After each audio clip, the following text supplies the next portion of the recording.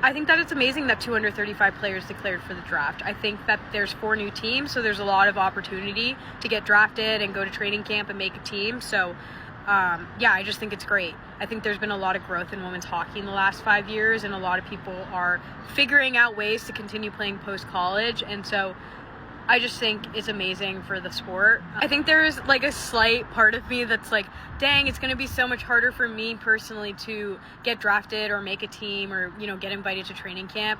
But that is the reality of women's hockey. It's going to be competitive anywhere I go. It's competitive at the collegiate level. It's competitive at the high school level. It's competitive at like U12 now. So I'm hoping maybe in like the next 5 years or so, there will be something equivalent to like an AHL for the PWHL, and I think that will open so many more doors as well. And maybe I'm wrong, but this is just my personal opinion. I think that, you know, if you don't have D1 on your resume, it's really hard to break into the professional ice hockey world, especially the PWHL.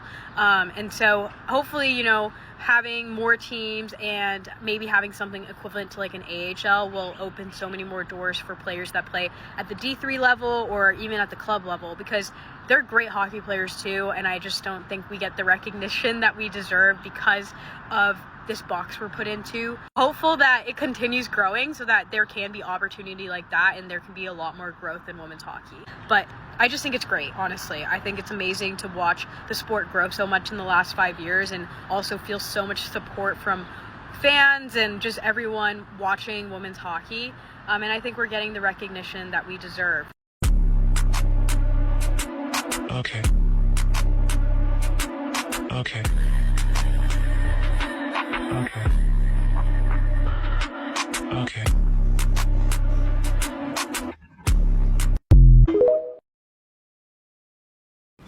I hate the heat in New York City in the summertime. The garbage stinks.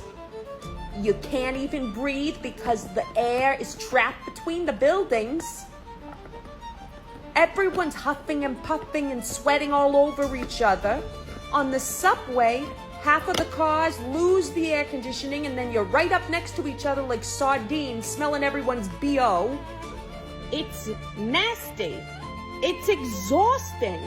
I am so excited to tell you all who my live stream guest is going to be for the PWHL draft. The GOAT of women's hockey content, the creator of everybody's favorite PWHL master spreadsheet, Kyle Cushman! I learn so much from Kyle's tweets every day. He is my go-to person for learning everything about the PWHL, and I'm so excited to have him on the stream because he's really a subject matter expert about this entire draft class. He's already been putting together highlights for different players on his YouTube channel, and I'm so excited to get to chat with him in real time as the draft is going down. This draft class is absolutely stacked with the likes of Karolina Harvey, Layla Edwards, Abby Murphy, Tessa Janicki, Lacey Eden. But honestly, the draft can be confusing if you've never watched a draft before, so we'll be there to break down everything. I do monthly live streams for my paid newsletter subscribers. It's only $5 per month. The live stream info is linked in my bio. I'll be writing up a full draft preview for you all in my newsletter. And let me know down in the comments which players you would like to see on your PWHL team. If you're a baddie from Portland, this is for you.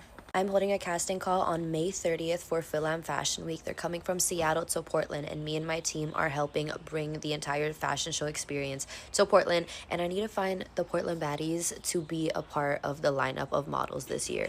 And I know y'all are gonna come through for this. So May 30th, 1 p.m. The link is in my bio to submit, and then once you submit, I will email you with all the details for the casting call. May 30th, 1 p.m. It's gonna be at my studio. I can't wait to meet you baddies. Please let me know if you have any questions, because we about to be outside this summer, and I am more than excited to bring more opportunities, events, and shows to the baddies of Portland. So hit me up. The link is in my bio. This driver has the most insanely diverse racing career. If you're a motorsports fan, listen in, because she's about to be the first woman to attempt the Indy 500 and Coca-Cola 600 double. But let's bring it back. Who is this talented driver? Catherine started her career karting in the 90s. Later, she beat Kimi Räikkönen's lap record and achieved pole at Oulton Park. becoming the first woman to receive the BRDC's Rising Star Award. She was third in the 2005 Toyota Atlantic Championship as a rookie. In 2006, she debuted in IndyCar and tested in F1. She raced in the DTM series with Audi. Then she became the 9th woman to qualify for the Indy 500. She took it to Formula E in 2014, then to sports car racing driving the Delta Wing in the IMSA series. Here are some iconic races she participated in. In 2017, she drove with MSR, taking the NSX to its first ever victory. She's raced in WEC, ELMS, and SRO series. In 2024, she returned to the Indy 500, partnering with Elf Beauty, becoming the fastest woman to qualify at speeds over 230 miles per hour. She did the iconic Pikes Peak Hill climb, and in 2025, she became the first woman to qualify for a NASCAR Cup Series race since Danica Patrick's 2012 debut. Wow. And that's me trying to summarize everything. I can't wait to watch the Indy 500 as I get ready for my high school graduation.